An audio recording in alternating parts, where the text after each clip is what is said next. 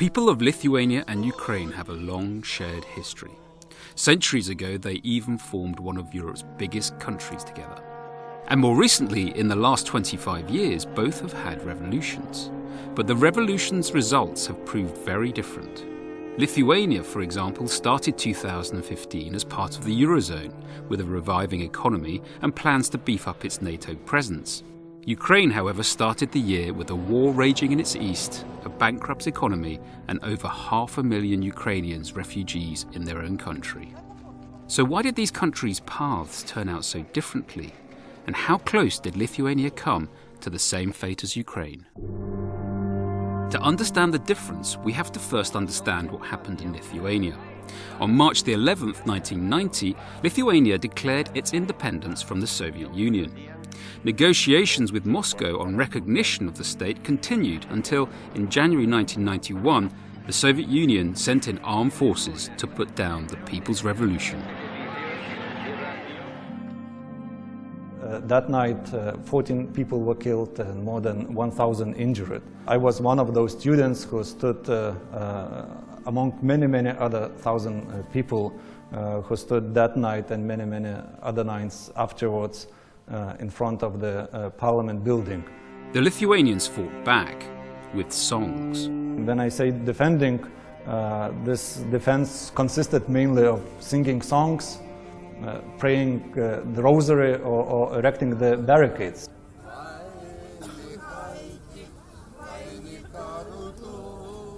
This may look like just another sing-song, but this in fact is a key part of the Lithuanian struggle for independence. When the tanks rolled into Vilnius over 20 years ago, the advice from the independence leader was sing. Sing, no fighting, no aggression, just sing. The person who gave that advice was the independence leader Vytautas Landsbergis. For him, this wasn't a struggle to take on the whole Soviet system. It was simply the Lithuanians saying they no longer wanted to live in the Soviet bloc, an arrangement which had been decided without them under the Nazi-Soviet pact 50 years beforehand. If you want to keep on Soviet Union, it's your business. We are independent in spirit, in law, in international law, in our rights, and we are doing it. Instead of following its new open glasnost approach, Moscow gave Lithuania a traditional and severe reproach. When the Soviet forces attacked Lithuania in 1991, they headed for the parliament as well as the TV tower and studio. Their aim was to take down both those who stood for freedom and their voices. E.L.D was broadcasting to the nation that night as the violence unfolded. This is the studio that E.L.D was broadcasting from that day in 1991. And this is the door that the Soviet forces kicked down. I do not think anybody was thinking about their personal safety at that time. The only moment when it wasn't clear whether I will survive or I will be killed were those minutes when I saw those soldiers in uniforms who were wearing masks and walking in corridors of our broadcasting building, and I was sitting in the studio. There was a thought that occurred to me, whether this is the end of my life and how simple and unexpected everything may end. This was a key moment. Control of information was fundamental to the Soviets, especially in fighting the revolution.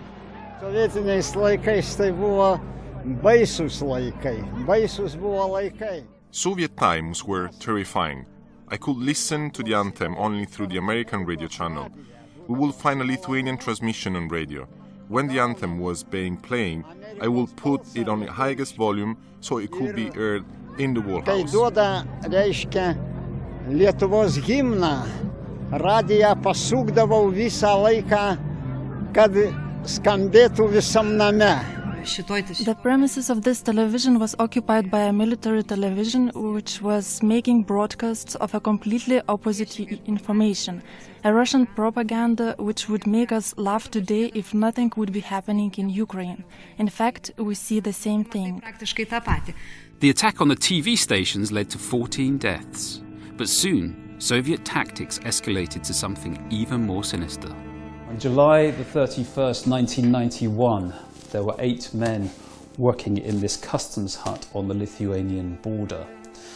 The hut was suddenly ambushed by Russian forces who came from the woods. Those forces were wearing sneakers so as not to be heard as they approached the hut. They burst into the hut and forced all 8 men who were working here onto the floor, in this patch here, and then one by one shot each in the back of the head, execution style, with a silenced gun. These 7 men, some of them as young as 20, all died instantly. There was only one survivor who can still tell the story today, and that man is Thomas Cernas. This place resembled the Ukrainian Maidan, but nobody was singing here. We had to work, and there were no crowds like in front of the parliament. Just 7 to 8 people situated by a forest without any means of telecommunication.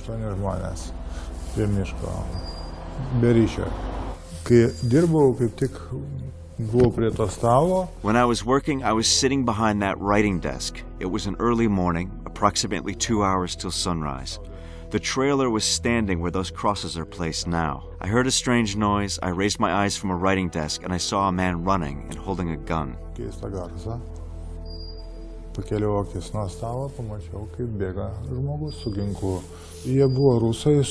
They were Russians who were wearing Russian military uniforms which didn't have any distinctive signs, and they were without military shoes. They were just wearing sneakers. This allowed them to sneak in silently during the night. The lights were turned off. We were told to lay down on the ground. When they started shooting, there was almost no sound, so they died silently. A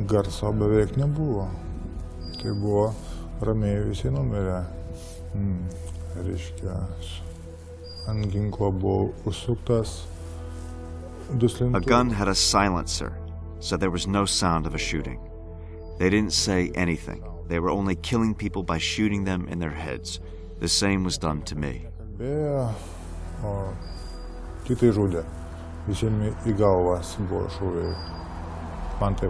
The attack took place on Lithuania's border with Belarus, and even today, the mentalities on either side of the border remain starkly different.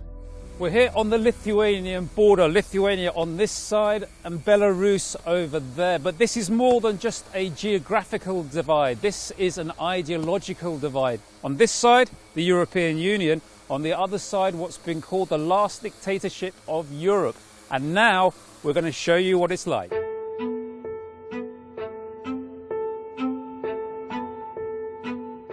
Belarus has spent the 25 years since the end of the Soviet Union remaining a close ally of Russia, politically and economically. By not opposing Russia, it's benefited from cheap oil and gas deals. Ukraine, on the other hand, has been regularly punished since 1991 by Moscow if it made moves towards Europe, and the results are clear in the economy. Lithuania remembers getting similar treatment when it dared challenge Moscow before. We were challenged in the beginning of 90s. Maybe you do not remember, but I do. There were empty streets because there was no gas, no cars. It was winter time, I remember, and cold in the flats. It was kind of lesson to us because you'd like to be independent, so okay, you can be independent, and this is a price. But Lithuania turned this to its advantage. In these 8 months, we were able to turn our economy towards the West, and in 8 months, we started to trade with the West, practically 2/3 of our economy. And today, Lithuania leads the calls for ensuring that sanctions are imposed on Russia for its actions in Ukraine, even though these sanctions hurt the Lithuanian economy. Being next to Russia, we are suffering the most from the sanctions.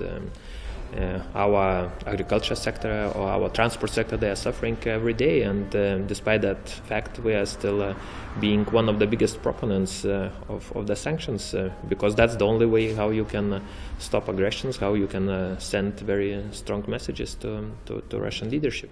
The reaction of the authorities in Moscow has been similar to both Lithuania and Ukraine's uprising, and it may be because in both 1991 and today, the Russian economy was in trouble. We realized very well that Soviet Union as such is bankrupting. And they realized. Therefore, they wanted to manipulate with some reforms, but how to save the empire. Nationalism was a distraction, and it is the same today. The economy is ruined frankly. No investments, no perspectives. In addition, oil prices even a bit improved, but not yet to the perfect, so to say, level. So situation is really bad. You can refer to the nationalism, but how many times you can do that? This channel Russia Today, or I'm calling Russia Yesterday, or Russian-speaking channels. This is terrible propaganda. Sometimes it's misinterpreted as a freedom of speech. If Goebbels was journalist, then I'm giving up. But just as the attacks on both revolutions have been similar, so has the unity of the people fighting for those revolutions. We have to stand together with the Ukrainian people, and not only we as Lithuanians, but I think the whole Europe has to stand together with the Ukrainian people, because what's happening in Ukraine is not only about Ukraine, as it wasn't not only about Lithuania. 2018 will be the 100th anniversary of Lithuania's Declaration of Independence, but 2015 is an important year too, because Lithuania joined the Eurozone. It's adopted the euro, and this is a new Lithuanian euro coin. Sitting at the heart of the European Union is one thing, but Lithuania knows that convincing some of its European partners that compromising with Russian aggression doesn't work will be just as difficult. Looking around, such as solid international institutions, big budgets, a lot of ambitions, in 21st century, we can do nothing when European country invading other neighboring country, and we can do nothing, just statements of concern. Is it not strange for you? For me it is. What is compromise? They are always, as in our case in 1990, they demanded capitulation, calling it compromise. Landsbergis remembers that despite the Soviet Union making the right noises in public, behind the scenes, Lithuanian leaders were being threatened. You will never be given your independence. They were words of Gorbachev to me. Be reasonable. It is unrealistic. Come to real matters. We will give you more autonomy. Now you are given 7% of your national income in currency. 7%. We will give you 20. Be happy. For every normal people, and for, why not 100% if it is our profit?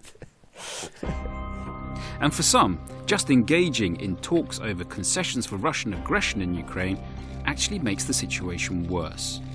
I shouldn't say that we are responsible, because we are not attacking Ukraine. We are not invading that country. But by being passive or by being not consistent, we are implicitly contributing to the escalation. Why we are talking today openly, and we see that what is ongoing is the Munich II, the sellout of Ukraine. I could remind the advice of one old woman in Lithuanian village. She said, boys, don't make even a little step back, because they will put their foot on this place when was your feet. And worse still, whilst the world unites against terrorism, some feel that terrorist tactics are now a Moscow tool. If you have professional military without identification signs and the flag, how you call it? Of course it is professional, and we know that it is Russian professional military, but they behave as terrorists. Victims are victims. If they are civilians, I'm always saying these examples because I took part myself in march in Paris, this Je suis for Charlie, and I marched together with all colleagues defending, freedom of speech. There were twice more victims per day than in Paris at that time. So maybe not correct to compare, because every victim is one too many. And it is the ideology in the Kremlin that worries many the most. It reflects a resurgent nationalistic country, while the Kremlin says it needs to protect Russians wherever they are. Russia is a state which has no borders. It is to be realized.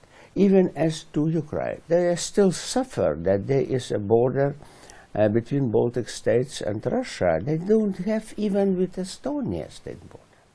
And it can even be as simple as saying that Russian speakers need protection. But we have many English speakers everywhere in the world. And maybe the United Kingdom may come to India back. They are English speakers. Maybe they suffer. Perhaps the different viewpoints are due to different definitions. For example, does democracy mean the same in Russia as it does in the West? They have the special democracy. Their democracy is different. Specific Russian democracy, as they say. In Western meaning, partnership is doing something together for common good, for common benefit. In Eastern and Russian understanding, partnership is a game in which your partner is to be put on his knees. So what do Lithuanians recommend that the West do in the face of President Putin's aggression? My advice is not to listen what he says. Look what he makes. Look at the action. They are still talking.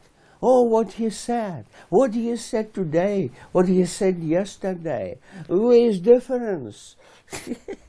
The irony in the story is that Ukraine had its chance to turn to the West by signing an EU association agreement during Lithuania's EU presidency. Former Ukrainian President Yanukovych had the chance to break with the threats and aggression of an unpredictable Russian neighbour. But that's not how things worked out. And it's that entrance behind me where the story comes full circle.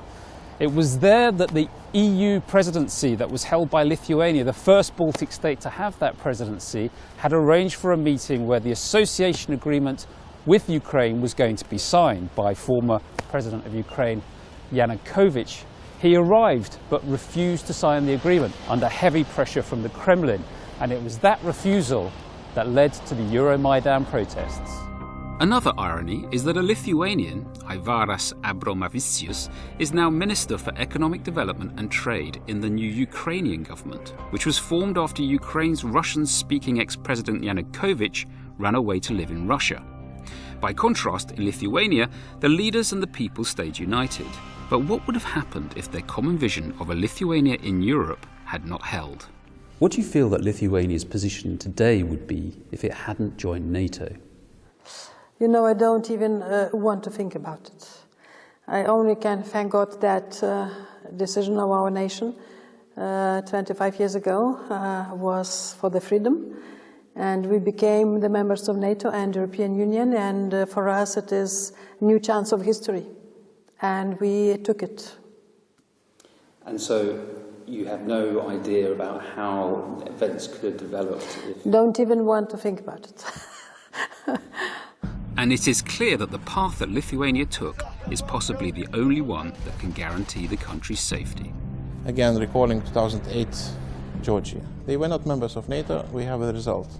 Ukraine, big country in the middle of Europe. They are not members of NATO, we have a result. So this is a difference. But the best measure of how safe Lithuanians feel is simply to ask them. So we did. Do you feel that Lithuania is safe today? I think yes. Yes, still quite safe. Well, maybe not 100%, but... Okay. And why is it safe? Because we're in NATO. Because you're in NATO? Yes, I think so. At least today I spoke with my parents and we said, thanks God, we're still not in such a situation and we're just happy for this moment, and I hope that it will not happen here, like in East. Okay, I feel quite good. I know that the situation in the East is very difficult, but because of the NATO, I feel very good. Yeah, I remember the Soviet Union, and I am happy now that we are in the opposite side right now. And what was the feeling in Lithuania when Ukraine's revolution and subsequent battles started last year? I felt a pity for our other neighbors who practically lost these 25 years of their independence after the Soviet system was collapsing. I meant Ukraine. For some, it has gone beyond words of encouragement. For some Lithuanians, it has provided an opportunity to play a part in a bid for freedom that they missed in 1991. Jana Puodius has been helping volunteers fighting against Russian-backed rebels in Ukraine, from Donetsk to Debaltseve.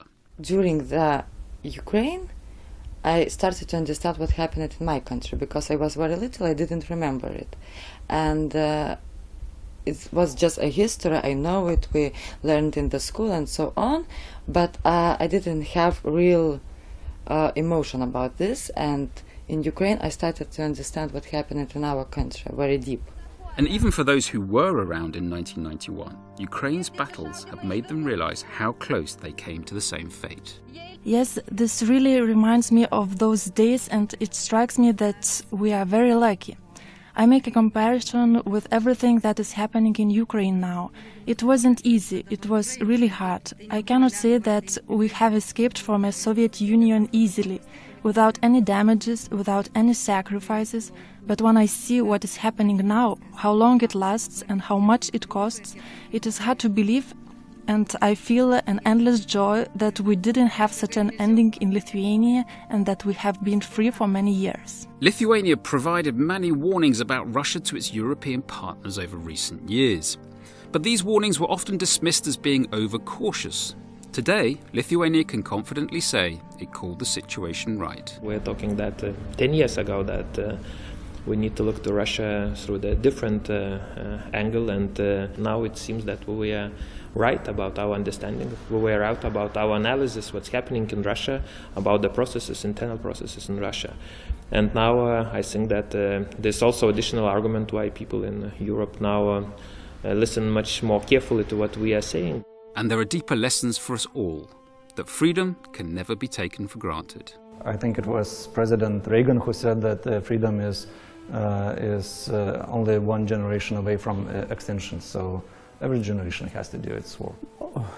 Freedom is always contested, it's never granted. And that the joy that comes from securing freedom should never be forgotten. More than 10 years ago, we made the right decision to join NATO and European Union. This is the first point I would like to mention. During that time I was defense minister. I remember the succession process. I remember all these emotions during the very day of membership when I was in Washington and I received a call from my duty officer that Belgian jets crossed our airspace and were going to land in our airbase to conduct air policing. It was a couple hours before the moment of membership, so to say, literally speaking. It's very difficult even to explain what were the feelings. It was something very, very special, and these feelings are still quite strong. I felt proud that we managed to do what we did in proper time, that we knew our neighbor and we knew what we need to do because of our knowledge of this neighbor, and that we on the right side of history today. And for us, it is a huge luck for nation. It's a luck that's not shared by Ukraine, at least not yet.